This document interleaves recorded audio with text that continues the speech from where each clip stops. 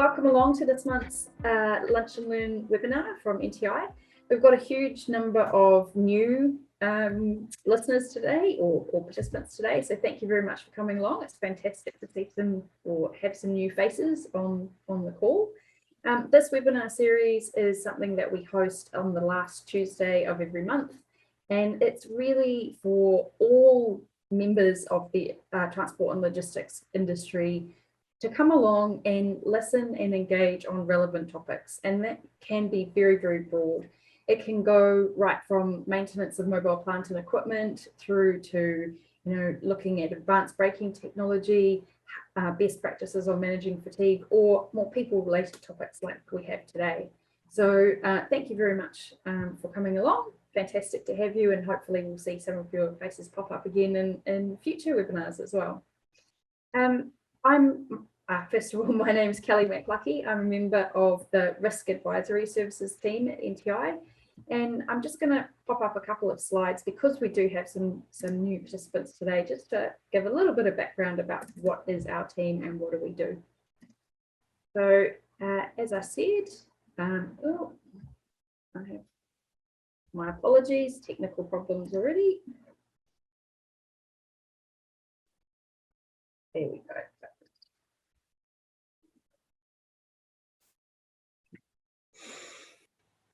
The trickiest thing about Zoom. There we go. Hopefully we can see that correctly.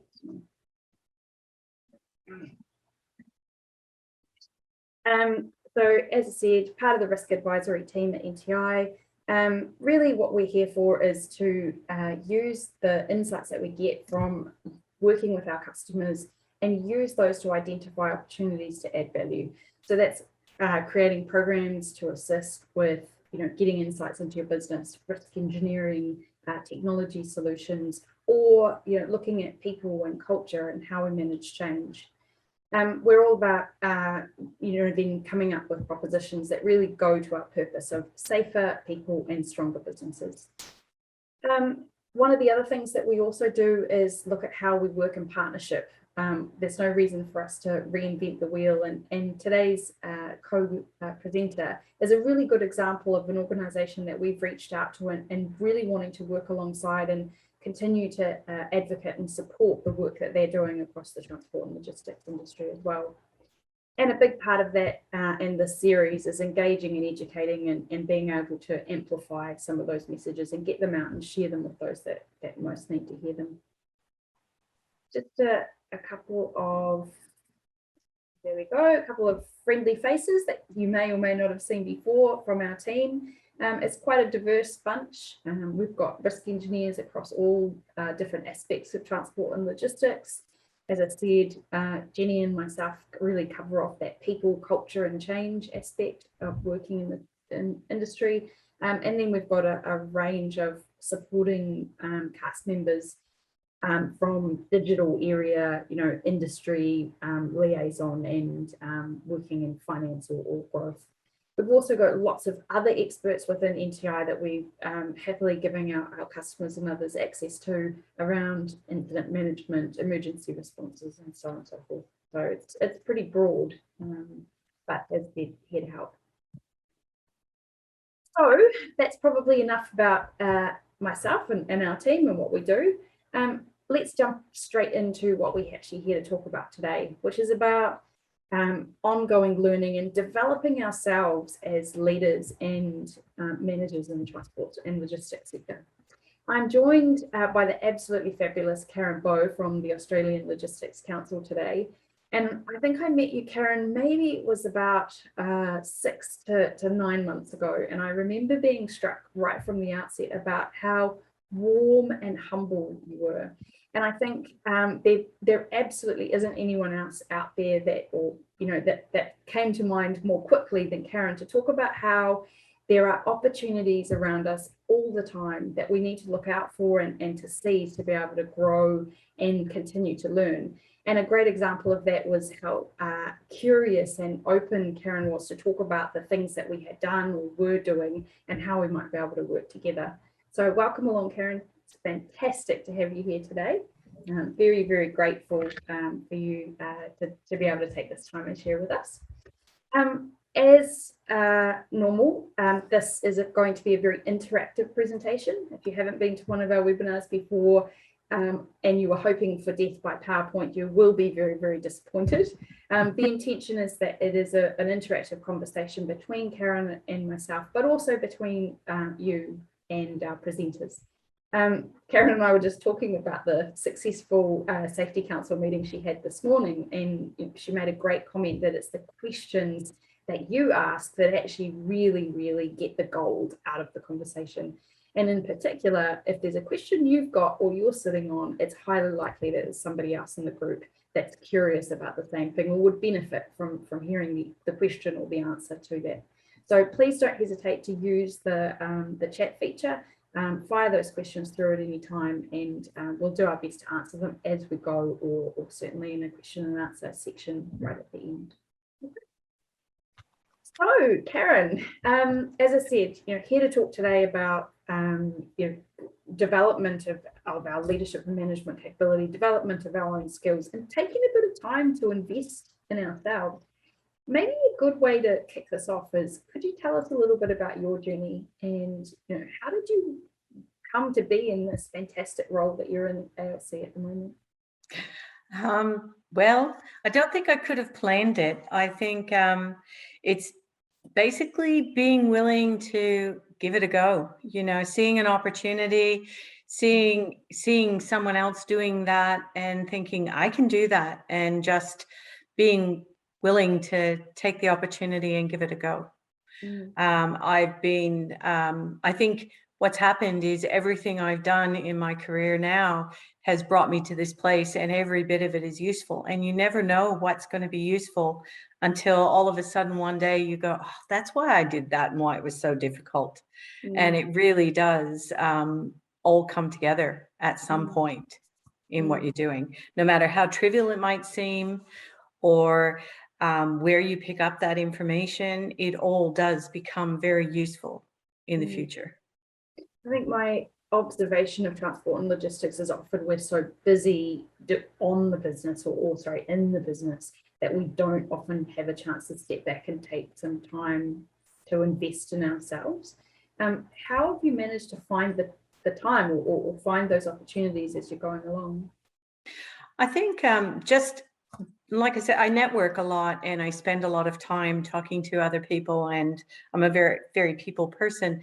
But I think not being afraid to ask questions. If you don't understand something, just say, wait a minute, I don't know what that is. Can you please tell me? And just constantly being open to new concepts, new learnings, realizing that no matter what job or what role you're in, there is always plenty to learn. I learn every single day on the job. And I think that's really important. So I think it's just recognizing in yourself that you don't have all the knowledge, you don't have all the skills, and they're out there ready for you to just recognize as you move along. What do you think the barrier is to other leaders that you've got, as you said, a huge network, you see a lot of other operators and managers in the sector. What do you think the barrier is for others to be able to take that approach? I think a lot of people are afraid of putting themselves out there or making mistakes or not knowing what they're doing. I mean, I can't imagine how many times I have flown blind through situations and just learned as I've gone through them, and realized that that's the education, is giving it a go, learning as you go. I think when you're self-taught in anything, you're looking at everything as you go through, where when you are taught in a formal capacity, you tend to just focus on what you're learning, and you're not looking sideways and looking up and down and to the left and to the right to see what's going on around you. So being aware of what's happening, seeing the needs of others, and being able to just respond and fill those niches, I think is really important. Do you have formal qualifications now?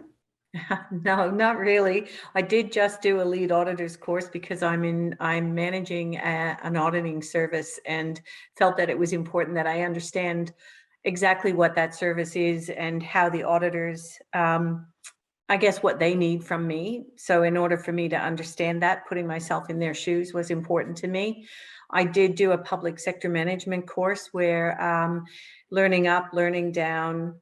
It was learning up, learning down, managing up, managing down, managing out, and managing in. And I have to say that the only section that I really excelled in was career progression and career planning. And my assignment was, I couldn't have planned to be where I am today. I could not have sat down and said, this is where I want to be. And how am I going to get there? Others may be able to, but I wasn't. It was basically about being open to opportunities and willing to take a chance and back myself. Yeah, absolutely. Just for those on the call, you may not be familiar with this, but we frequently run polls as we go through these webinars just to get a bit of audience interaction and to help our presenters understand your experience and where you come from. So we actually have a poll today where we'd like to inquire, how much of your time are you investing in your own personal development or ongoing learning? So I'm just going to pop that up there. I'll give you all a couple of minutes to respond. That should pop up on the screen. Just curious about, is this something that's a priority for you now? And gosh, to add to that, I'd actually be really curious to know if that's changed over the last couple of years, because in some ways, Karen and I were just talking about the impacts of the disruption of lockdowns and travel restrictions. In some ways, we have more time on our hands, and in other ways, we have less, don't we? No, I've got to be honest, I can't think of anything worse than sitting down at a computer in the evening after having sat in front of a screen all day. I don't know, do you what's your view, Karen? Do you think more or less? I would agree that it's less, because I used to go to work, and when I would come home, it was a bit of a relaxation to do a bit of a surf on the net or maybe even play a game. But now I can't wait to be finished for the day and not look at the computer for the rest of the day, although you're always checking emails. Yeah. Yeah, yes, sadly. So we've got just a few more people to respond. It's neat to see that the majority are saying weekly, so that, you know, this is something that's important to our audience. I think one of the other aspects of this is it's not just about developing ourselves as, you know, professionals in the industry, but it's also about our teams, right? So this is about, how do you encourage others, whether they be your juniors, your peers, or your very tricky circumstance, your manager or leader, to keep learning new things and developing themselves. Okay, so I think I'll just pop the results of that up so everyone can see those. So as I said, interesting, hey, the majority saying weekly. So that's really, really great. Maybe just as a follow-up question, interested, what's your definition of professional development? For again, question for the audience, you know, where do you go for that learning? Karen gave a couple of examples, and I guess I maybe incorrectly said sitting in front of a computer screen, but you know, what in your mind constitutes ongoing development, or where do you go to learn new things? If you want to pop in the chat box for us a text answer, just type in there, where do you go? Where do you find that kind of stuff? That would be great.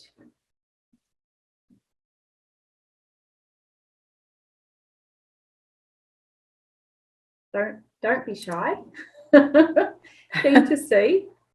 How about you, Karen? Maybe want to throw a couple of examples, like where would obviously through networks, but I think I did have a mentor, and I believe that really helped, because they help you to really explore yourself and what your possibilities and opportunities are, and how you can actually move forward, especially if you become stuck and you don't know where to look or what to do.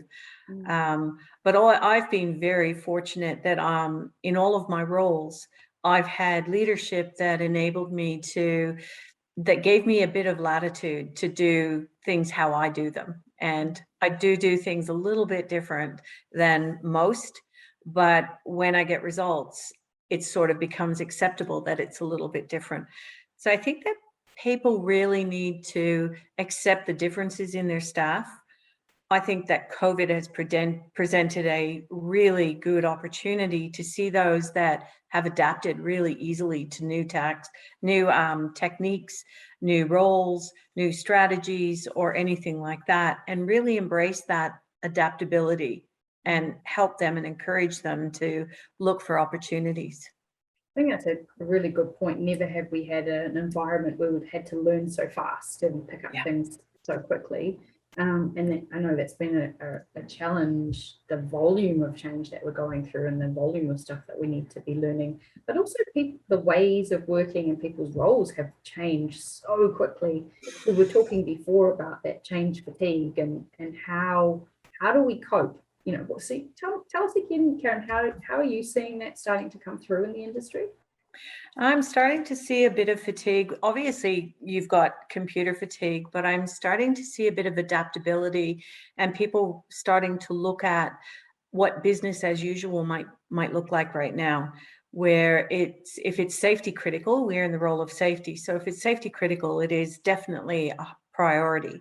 But if it's not a safety critical, it's just a proactive measure or something, that looking at the needs of your staff and your employees and the support that they might need, and that might even mean putting them in another role for a short period of time, I think that is far more critical than being proactive in the workplace. So, yeah. So whilst people, you know, settle into their roles, and you might be somewhat reticent to move people because you don't want to create an opportunity where they have to learn more. What you're saying, as I understand it, is actually that operational tempo. It might be more the right choice for those staff members to say, let's give you a break, let's put you over here in something that's slightly less demanding. Yeah, I think the old saying that change is as good as a rest, and sometimes just having that ability to do a different task for a short period of time and a bit of a rotation can really help manage all of the fatigue and everything that's going on, and it improves the skills for the workforce. So I think that's a really good opportunity for us. One of the things I'm seeing with operators and their staff is an increasing amount of empathy, because the change was often imposed in the past on staff or employees without a lot of control. And we're seeing a lot of change now coming because of the disruption to the environment or changing regulations or authorities, which is being imposed on operators and leaders. And so all of a sudden we've got people who are in the same boat, and they're having to learn really quickly, and they're having to get up to speed, you know, as quick as they can. I think that empathy is so fantastic. I'm trying very hard to get people to self-identify what's working really well in a disrupted environment in terms of the way they communicate or the way they're managing change, and learn those lessons so they can take them forward in hopefully a less disrupted world. Would you agree with that? Absolutely. It was one of the comments made in the committee meeting this morning, was that from something so terrible as our pandemic, there have been some real positives that have come out of it for our industry. One is the recognition of the importance of the roles that we all do in the transport and logistics and supply chain, but also the fact that teams and even governments are working so closely together to try and come up with solutions. Never before have we all worked so well together towards one common goal. And I think it's fantastic to see that the industry has stepped up to that. I would also say a step shift, that, you know, a great thing that's come out of this is our embracing of technology. I found it very difficult to get people to embrace virtual conferences or webinars before, but because we've had no other choice, people are adopting that technology and starting to find some real benefit from it. Our network can be bigger. You know, if I want to learn something from an operator who's across the country in a totally different state, far, far away, it's just a case of picking up the phone or jumping on a Zoom, and we can start to chat and learn from each other's experience. And I think that knowledge sharing is just awesome, but also people are more willing to go to online events or online kind of networking forums or chat groups and things like that. Is that kind of passed on to what you've seen happening in the ALC as well? Absolutely. We've actually had a global reach. We had webinars, a series of webinars earlier this year from international specialists in safety and safety management and human operational performance. And it was fantastic, really well attended. I think people are more attentive when they're in the room. Like in a Zoom meeting, you don't find them looking down and being on their phones or whatever. They're actually engaged in what's happening before them. So it's been a real opportunity for the broader picture for everyone in our industry, and people are learning constantly. This is new to me. Technology and I have never been friends, and I'm amazed at what I can now do on Zoom and breakout rooms and workshops and all kinds of things that we never would have done had we not been forced to do it. So you talked a little bit about mentoring before, and I've got another poll here that I'm keen to pop up. It's something that we've talked about before in these lunch and learns, the value of mentoring and how the benefits that it can bring to you as a mentee, but also to your mentor. So just quick poll of the audience that we've got today. How many of you have used mentors, and what's your experience been? And that can be formal mentors, where it's actually through a program, or an informal mentor, which might just be someone in your network that's in a similar, I call them the elder statesperson, but someone who's had a similar range of experiences, or not, but that you feel that you can learn something from. Well, this is really good to see. Lots of experience of mentors. Have yours been formal, Karen, or informal, or a mix of both? I've actually tried both. The formal mentoring program where I've reached out, we had an agreement, we met regularly, learned so much in that process.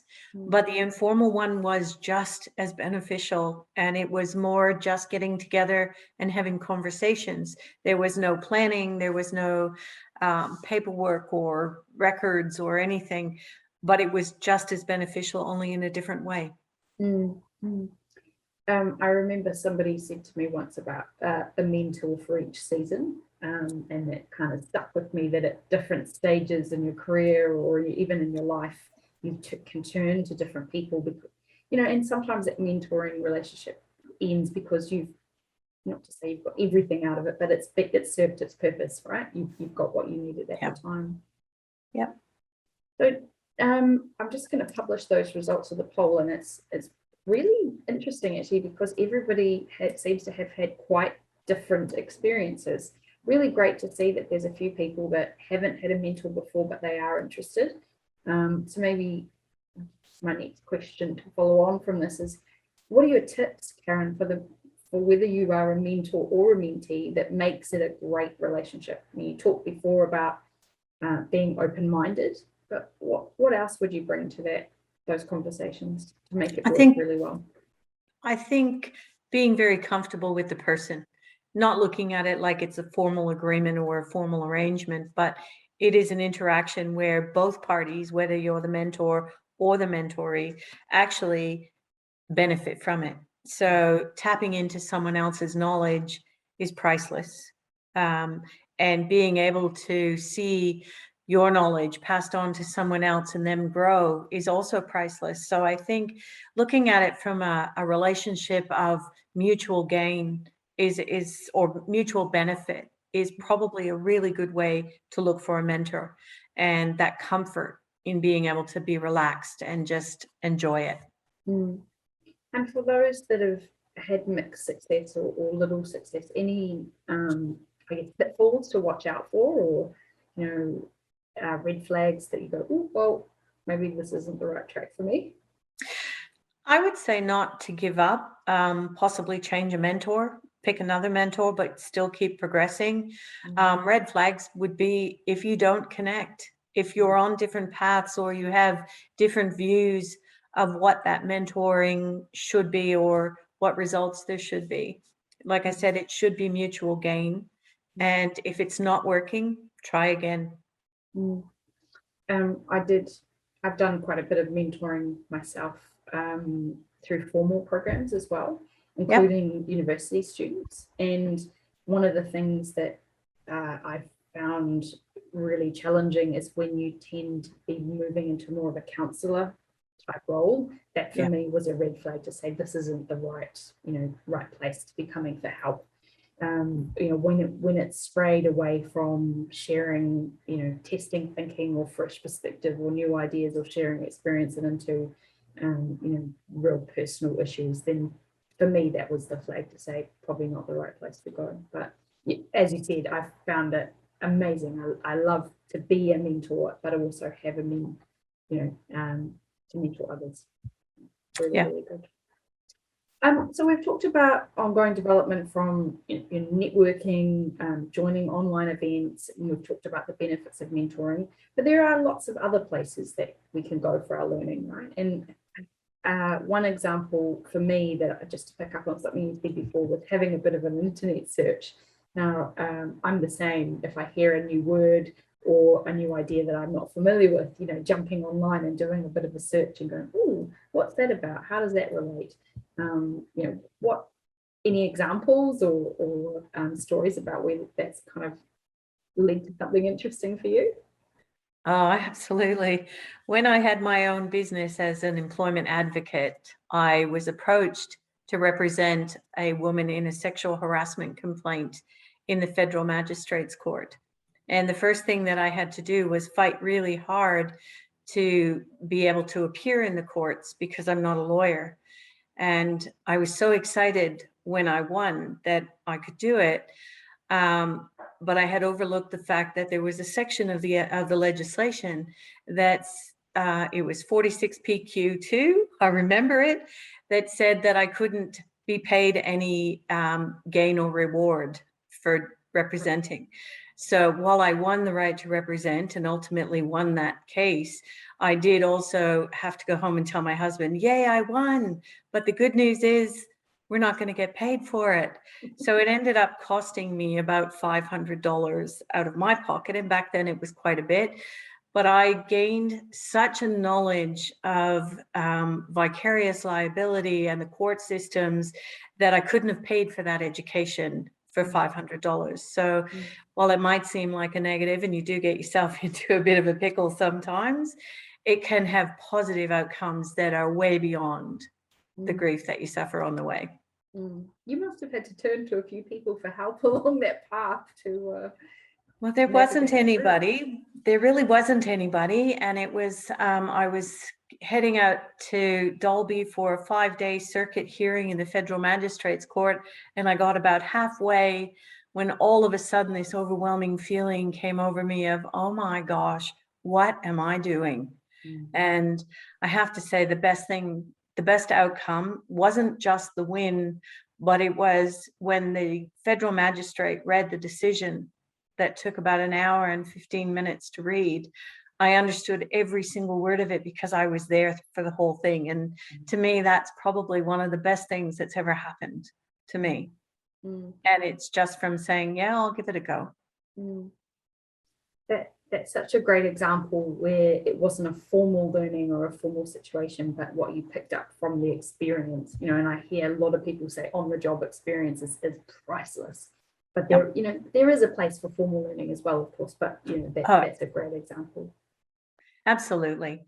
And at the end of the day, when you go to court and you're presenting a case, it is just the facts. And it's about being able to take all of the feelings and the emotions and everything out of it and present just the facts. And I think having a conversation with a barrister before I went to that original court hearing for appearance about just present the facts, it stays with me forever. And it actually takes me back to the old Dragnet series where the guy would go in and say, just the facts, ma'am, just the facts. And it really does resonate. Yeah, fantastic. There's lots of opportunities in our lives to learn new skills and new knowledge that is even outside our workplace too, right? I'm a member of Rotary. I know I don't look like what you might have imagined a Rotarian to look like, but one of the great things about sports clubs or churches or volunteer organizations, is you're outside of how people might perceive you at work, and you get an opportunity to dive in and try new things or put your hand up for things that may be a little bit different to what your day-to-day work environment has been. So one of the tips maybe for those on the call is, if you're looking for new opportunities to branch out and do something different or learn some new skills, don't be afraid to look outside work or paid opportunities as well. Particularly I've found people that are starting out as directors on not-for-profits or on a voluntary basis is a really, really good way to do it. So we've talked a lot about our own personal development, how we do it, you know, how it makes us feel, and we find it makes us more valuable employees. How about encouraging our teams and creating those opportunities for others? Karen, in your experience, any tips or ways that you've done that in the past? Absolutely. I would say just recognizing people's ability to adapt, as I was saying before, but also giving them the latitude to be able to make mistakes and explore and grow without having any consequences. Because when you do, that's one of the risks. When you do take on new opportunities, there are risks involved. So when you give your employees new opportunities or new options to try out different skills, there are risks involved in that, not physical risks, but it might not turn out the way you planned, but it is still worth encouraging that and giving them the latitude to take that journey. Some of the operators that I work with do things like bringing speakers in to their business, or looking for opportunities where their staff might go and work on a secondment with some of their subcontractors or contractors, or putting them on different project teams where they might be representing their organisation. I was speaking to Heather Jones, an operator from the Pilbara region, and she was saying when she goes, she sits on several boards, when she goes along, she often takes one of her staff, maybe even a driver along, and says, you know, you just come and listen and get some exposure and find out what else is going on in the industry. And I thought those were really good ways of that on-the-job learning, those different experiences, that exposure to things and new thinking. I mean, what are the benefits to you, Karen, for those on the call taking that time and investing in their people and creating those opportunities for ongoing development? I just think that there are a lot of hidden gems out there, and that you don't really know what type of skills your workforce has until they're challenged or given opportunities to try something new. It's really unfortunate, but quite often I'll hear of return to work opportunities where people will come back on light duties and excel in different skills that they never knew they had, because they were actually pushed into that environment through circumstances beyond their control, but absolutely thrive in it and change directions. So I think just recognizing and giving people those opportunities. And I know that at the moment we're experiencing very severe driver shortages in transport, but also it's actually staff shortages across the board in all types of roles in transport and logistics. And for me, giving those opportunities is not just about building the skills of the people that you have and building their knowledge and experience, but it's also about creating a great employee experience where they feel valued, where they feel motivated and they feel supported in a great environment to try things. But also I think that leads to retention, because it makes your organization a great place to be, and it makes those people feel very fulfilled in a way that, you know, like you said before, a change is as good as a rest. But it makes your business and workplace an exciting place to be part of. And I would love to see more businesses encouraging that development of their staff, rather than just continually focusing on recruitment. Hang on a minute, let's plug the holes in the bucket. Let's, you know, focus on retention and making this a great place to be. And then we'll find that we're starting to attract really good talent, because people like working here and we get the best from them and they feel the best person they can be. Yeah, I agree. And I think that asking people what their interests are, if somebody's really interested in something, they'll excel at it.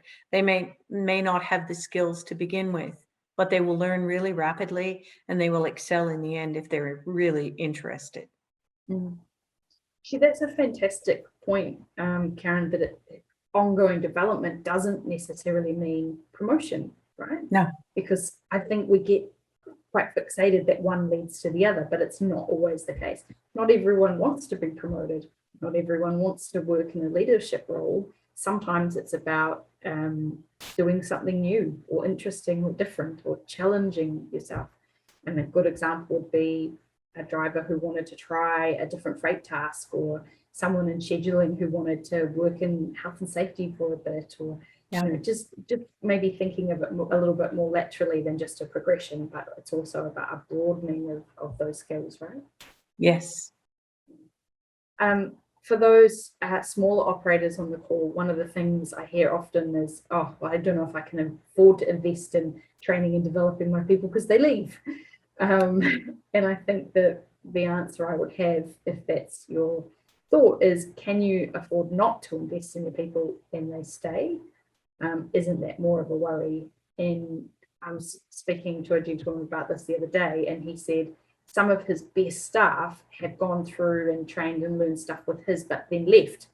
And he's found because they had a great experience, they might go somewhere else, gain experience, gain skills, and then come back again. Is that something you've seen as well, Karen? I have a lot of times. They don't realize what they have until they leave it, and then they come back.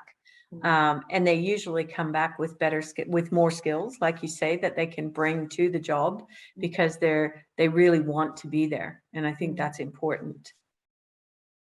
So this is great in a world where someone believes in the value of ongoing development for themselves or for their team. But you made a reference to the course that you did the other day or recently that talked about managing upwards. How about talking to the boss? How do we show that value or demonstrate that value or that tangible business return to the boss? Oh, that's a tough one. I actually think it's the other way around, where the boss needs to show the value to the employees of having a conversation, of listening to them, of paying attention, and they will learn so much from their employees who are out there doing the job if they stop to listen. And I would strongly encourage that as part of the growth and development of your workforce, is to engage them not just in the activity, but in the discussion and asking their ideas on how to improve things. I've always felt that if you want to improve something, ask the person doing the job, because they'll have a dozen ways on how it could be improved. You may not do all of them, and you don't need to do all of them, but there might be one little hidden gem in there that you didn't think of that changes the way things work. I think for an employee to talk to their boss, they shouldn't be uncomfortable doing that. They should actually be very comfortable with going to the boss with ideas. And you're not trying to tell them how to run their business. You're saying, hey, did you know that if we did this, it could save us time in this area, or it could improve this process by one slight little deviation from what they're already doing. I think that's invaluable. I think also drawing that linkage could be, hey, I read such and such in this article and I'm giving it a go and I'm seeing some benefit, or because you don't know what you don't know, right? And so if we don't share, hey, I learned something new and I've applied it and it's working, that's a good way of giving some evidence that actually this is worth doing more of. Taking a bit of time or thinking about something differently is really valuable.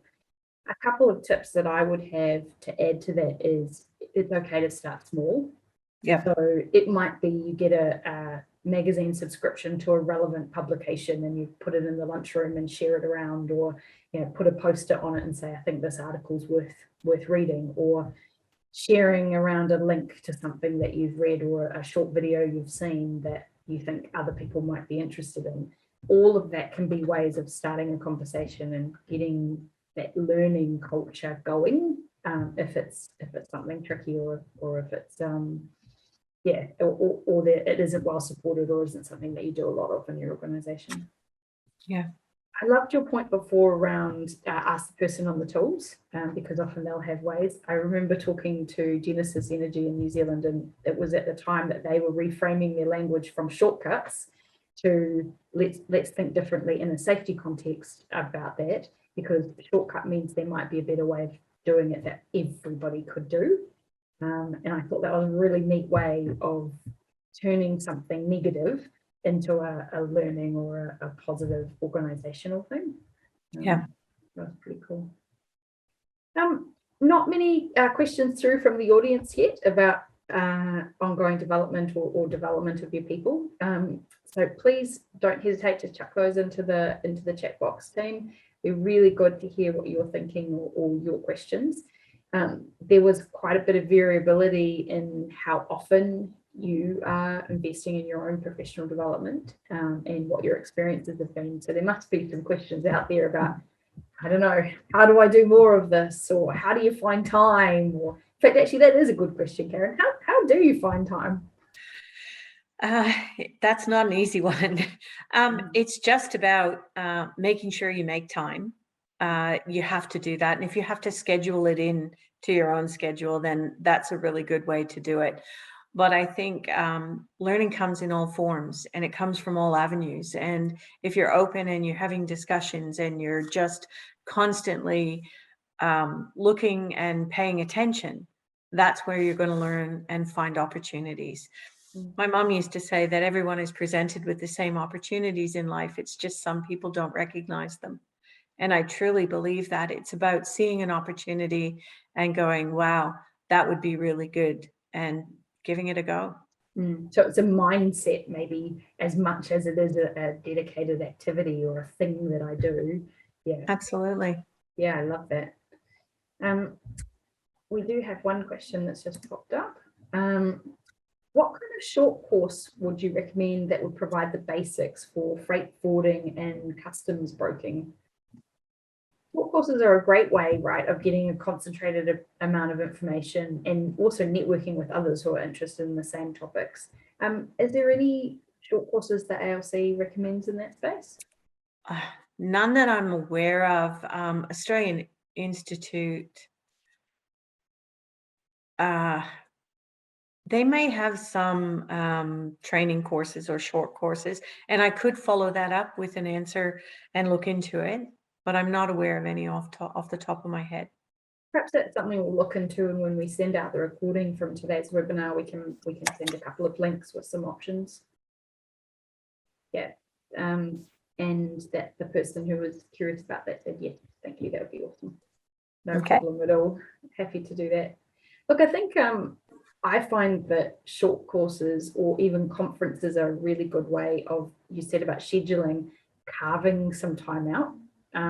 You know, and I always find I come away really energized and recharged with lots of fresh and new ideas, but I do find it hard to find time in my day. And I found that some of the courses run by the local associations, so whether that be, you know, your state-based transport associations, or related to your freight task, or even your local university can have some really good short courses and a good place to go as well. All right, well, I think anything more, Karen, that you would like to add, or any extra thoughts or examples? Not really. I just think, give it a go. Don't be afraid to give it a go. Yeah, excellent advice, and look, really impressed with the career path that you've taken. I think you've embodied that point you made before about it's a mindset as much as it is about activities. And so being curious, being open, being willing to say yes when an opportunity pops up, or try something and not afraid to make a mistake, but then to learn from it. And as I said in my introduction, again, that humbleness to say, oh, I don't actually know that. Can you explain that to me? I haven't heard of that before. I think is really, really powerful. And people love to share, don't they? They love to share their knowledge and their advice. So most of the time you're going to get a really, really good, warm response when you do that. Absolutely. Thank you very much to all today's attendees for the webinar. I think we'll give you back 12 minutes in your day. It's been awesome to talk to you, Karen. I really appreciate your time, and this is a topic that I'm really, really passionate about. There's been some research published by the Mackey Institute recently that talks about one of the recommendations to sort out incidents and accidents in and around vehicles or in and around vehicle harm is around investing in leadership, because actually having strong, capable communicators and managers and people who are able to problem solve is critical to being able to have better safety outcomes and more productive businesses. And so no one's going to do this for us as professionals. We have to continue to invest in ourselves and learn from each other and share with each other in order to be able to do that. So yeah, I'm pretty passionate about this topic, and I think something that we need as an industry to get better at. Absolutely. And that sharing of collective knowledge and working with others. I mean, don't try and do it on your own. Work with your colleagues, your friends, the people that you know, industry partners. Really get out there and work together to solve the problems. A great example of that was Workplace Health and Safety Queensland, when we set up their transport safety networks. It was an industry that had never worked together, and yet when they started sharing their collective knowledge about industry issues that everyone was experiencing, in 5 years they had a 15.9% reduction in serious injury rates. And it wasn't us at Workplace Health and Safety that did that, it was industry. And I think just sharing collective knowledge, working together, you can solve major issues out there. Yeah, fantastic. All right, well, thank you very much for your time, Karen, and thank you to all today's participants on the webinar.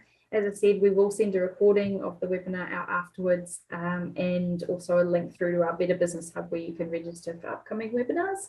And there will be a short survey that pops up on the screen when this one ends. Love your feedback and love to hear what you thought of today's webinar, but also reach out and get in touch if there's any topics that you'd like us to cover in future, whether they're people and culture related topics or operational or technical topics. Happy to go across the whole spectrum. And particularly if you've got other presenters that you'd like to hear from or that you think would be worth featuring, that would be fantastic too. As I said, thank you so much. Really great to have you all here today.